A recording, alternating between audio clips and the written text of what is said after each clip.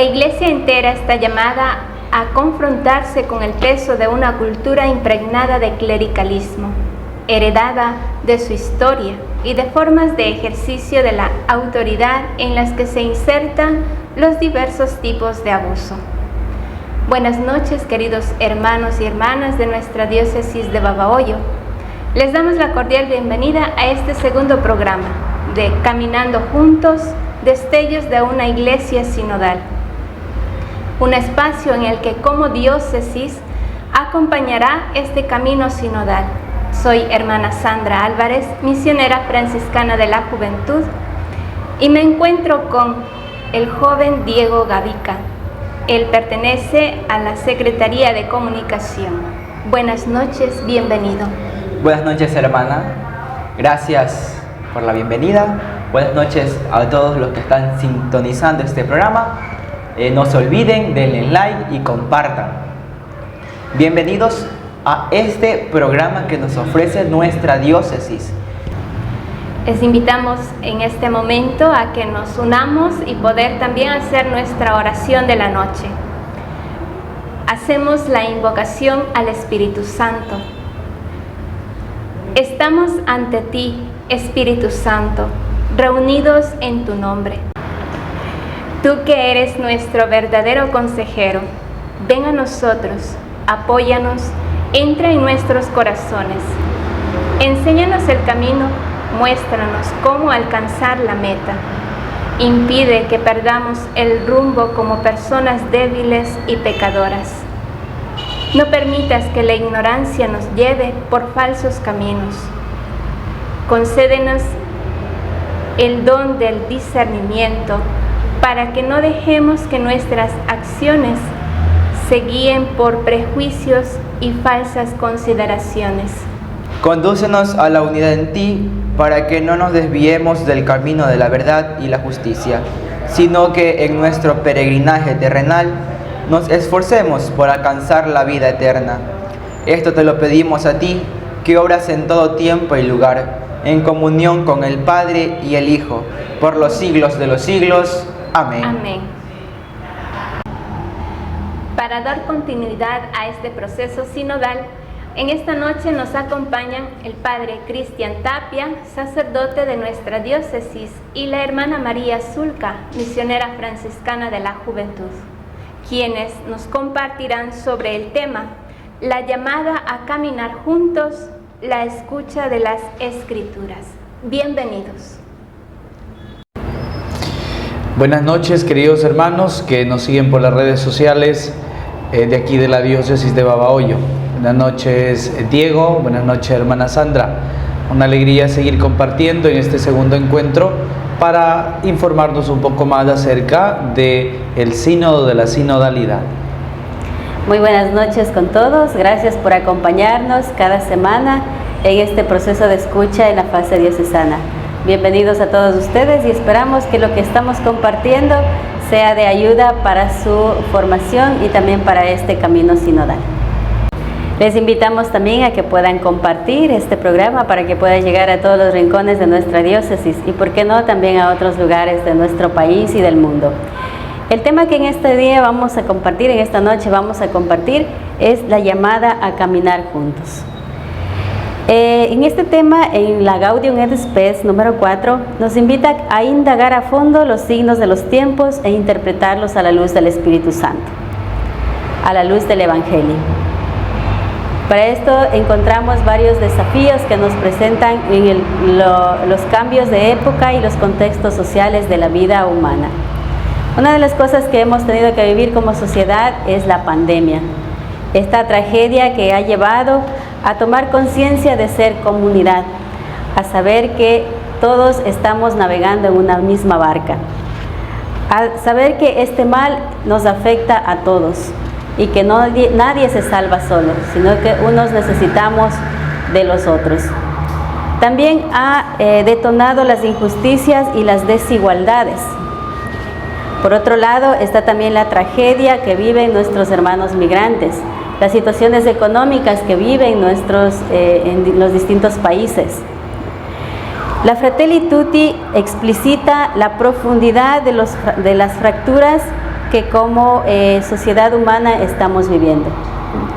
Podríamos también aquí recordar que dentro de la iglesia ha habido también muchas situaciones de dolor que han tenido que vivir algunos hermanos nuestros, sobre todo los abusos de niños, adolescentes, por los cuales la iglesia no se cansará de pedir perdón.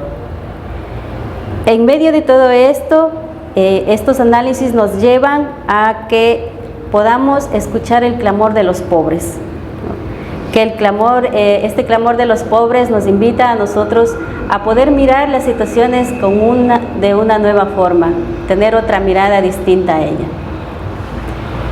La Laudato Si número 13 nos dirá también que el Creador no nos ha abandonado, nunca hizo marcha atrás en su proyecto de amor, no se arrepiente de habernos creado. La humanidad aún posee la capacidad de colaborar para construir la casa común.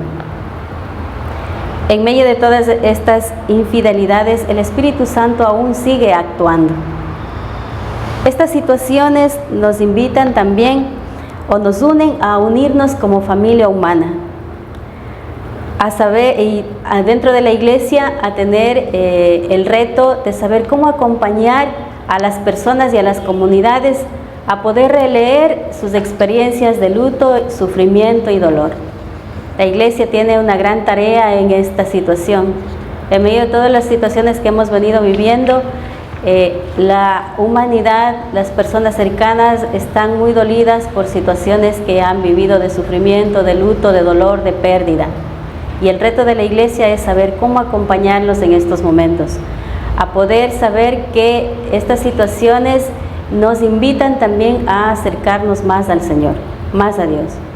Que en medio de todo eso está la presencia de Dios en nuestras vidas. Por otro lado, también está que debemos aprender a superar el clericalismo que se viene viviendo dentro de la iglesia, que es algo histórico.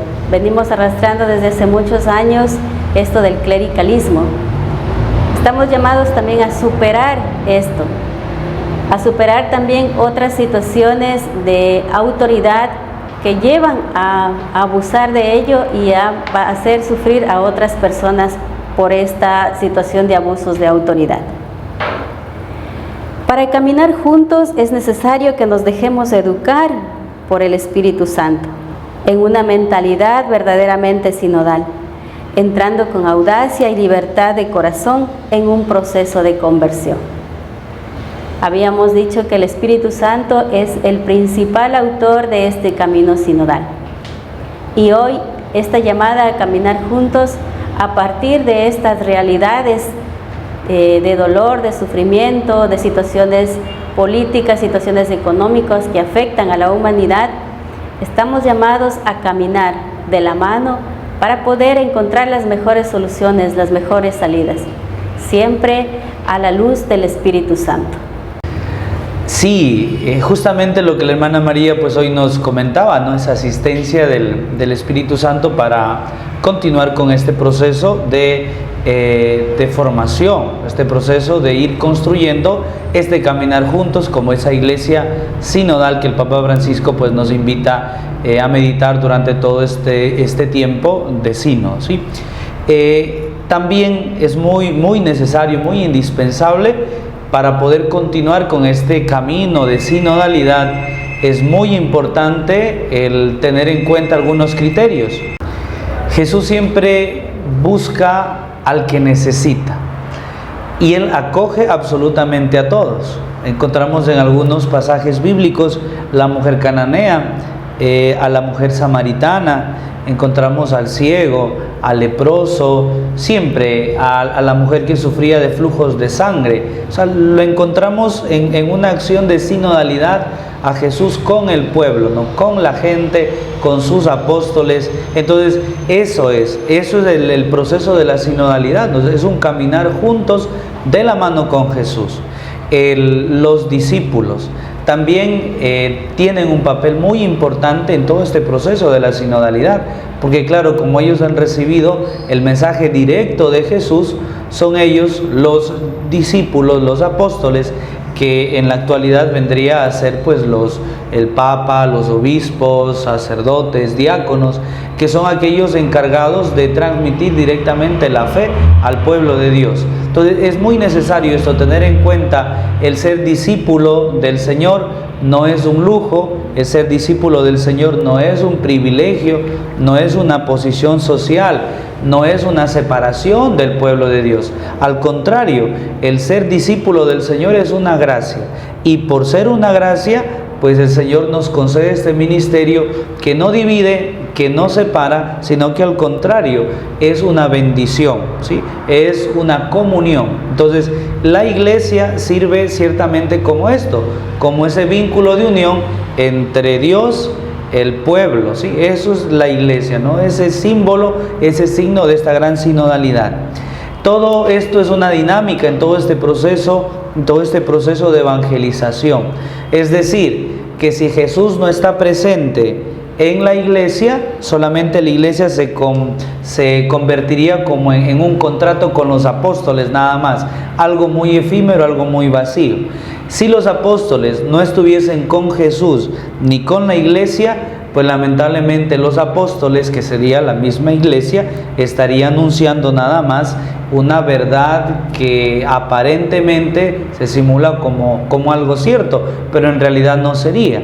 La ausencia del pueblo sin Jesús, sin los apóstoles, no habría una comunión, no habría una participación, no habría una misión, y se convertiría nada más en una secta más.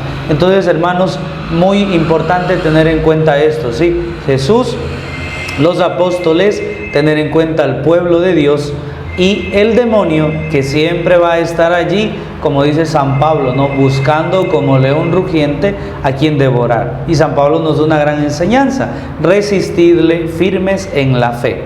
Dentro de todo este proceso de evangelización que estamos empezando, en toda esta escena comunitaria que vemos, pues es muy necesario una palabra y a la vez una acción: la conversión. Conversión que nos hace tanta falta, no solamente a ustedes que son el pueblo de Dios, sino a toda la iglesia. Recordemos, la iglesia pues conforma el Papa, conforman obispos, sacerdotes, diáconos, consagrados, todo el pueblo de Dios. Necesitamos urgentemente un proceso de conversión. Conversión que no viene de la noche a la mañana, conversión que se empieza por un proceso. Hoy también nos invita el texto pues a meditar esta gran conversión de Cornelio, ¿sí? Cornelio, pues que era uno de aquellos militares romanos que pues según nos cuentan que era de bajo rango, ¿sí? Cornelio no era judío.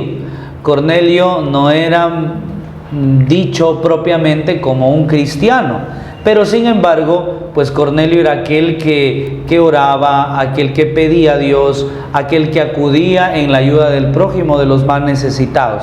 Él empieza un proceso de conversión que empieza por abandonar su cultura pagana, una cultura sin Dios, conversión que continúa en abandonar también pues todas sus creencias religiosas, que como buen romano pues tenía en cuenta. La religión de los romanos pues era el César, ¿no? Era su Dios. Entonces todo esto significa un proceso de conversión: abandonar aquellas cosas que me van alejando de Dios.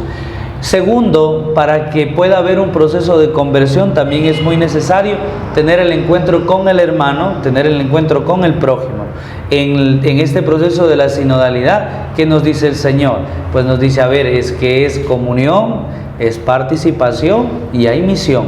Entonces, para poder tener una comunión, una participación y una misión plena, es muy necesaria una conversión. Eso, hermanos, pues es lo que hoy el Señor nos invita a que nosotros en este proceso de la sinodalidad también tengamos en cuenta a Jesús, tengamos en cuenta a los apóstoles, que es el magisterio, que es la iglesia, tengamos en cuenta al pueblo de Dios y tengamos en cuenta que estamos siendo perseguidos por el demonio. Por eso necesitamos urgentemente una conversión de nuestros corazones, de nuestra vida.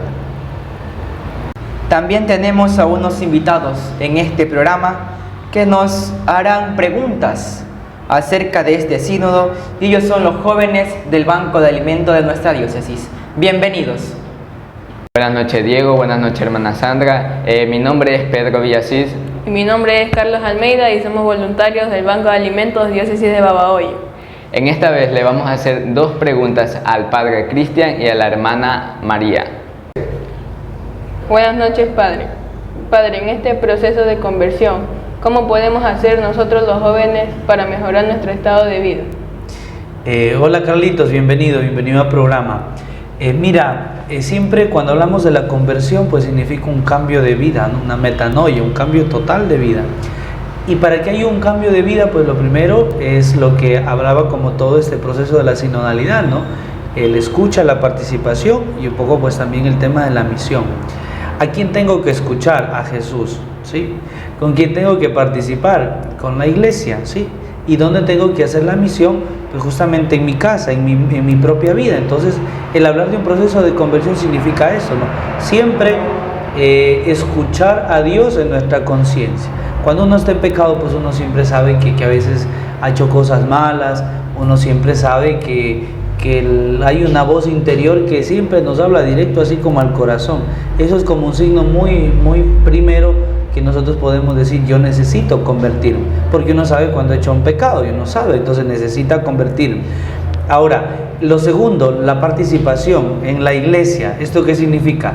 Que el perdón siempre va a venir por medio de la iglesia, es decir, en el sacramento de la reconciliación, la confesión. Entonces, aunque en los mandamientos de la iglesia nos dicen que al menos una vez al año debemos de confesarnos, pero lo cierto es que nosotros siempre a veces cometemos muchas faltas, muchos pecados, ¿no? En la mayoría pues mortales, y eso necesitamos confesarnos, reconocer nuestro pecado para poder confesarlo, ¿sí? Y para completar todo este esquema de la sinodalidad, el tema de la misión es muy importante. Ustedes como jóvenes, siempre en la acción social, en la ayuda al necesitado, en la ayuda en la misma casa, eso ayuda a que la misión que Dios te da a ti para que complete de esa conversión sea muy buena, ¿sí? La misión en casa. Entonces el cambio viene ciertamente a nivel interior, luego viene eso, tiene que manifestarse siempre en el ambiente en el cual tú vives, ¿sí? Entonces de esa manera uno puede pues ver todo este proceso de conversión en la vida de un joven, ¿sí? Siguiendo toda esta temática por una iglesia sinodal, ¿no? Comunión, participación y misión. Comunión con Jesús, participación con la iglesia en la vida de sacramentos y misión pues en el quehacer de la vida, ir cambiando pues toda nuestra forma de ser. Eso, Carlitos, mucho gusto. Muchas gracias. Buenas noches hermana María. Con respecto al tema que estaba tocando sobre la pandemia, ¿cómo afectó a las personas la llegada del COVID-19? Buenas noches, Pedrito, muchas gracias. Bienvenido a este programa de formación. Pienso que esta pandemia, que ha sido una tragedia para toda la humanidad, ha sacado de las personas lo bueno y lo malo, podríamos decir. Lo bueno ha suscitado en muchos corazones de las personas la solidaridad, la generosidad. Nos ha hecho ver también que pues juntos podemos salir adelante, que nos necesitamos de unos a los otros, de que en esta situación estamos todos juntos, ¿no? Y echarnos una mano ayuda a aliviar muchos dolores de las personas. Pero también por otro lado ha sacado, se quiere decir, lo malo de las personas, porque se ha notado como las desigualdades, las injusticias, ¿no? Claro. Muchas personas que se han aprovechado también de esta situación. Pero en medio de todo esto, volveríamos a decir, la iglesia tiene una gran tarea: acompañar a todas estas personas, tanto aquellas que han suscitado lo bueno, han sacado lo bueno de sus corazones, pero como aquellas personas también que se han aprovechado de esta situación de la pandemia que hemos vivido.